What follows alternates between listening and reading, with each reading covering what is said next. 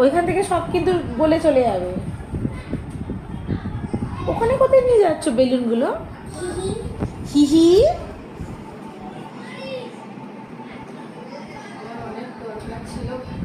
আচ্ছা, কেকটা এর উপরেই বসবে তো?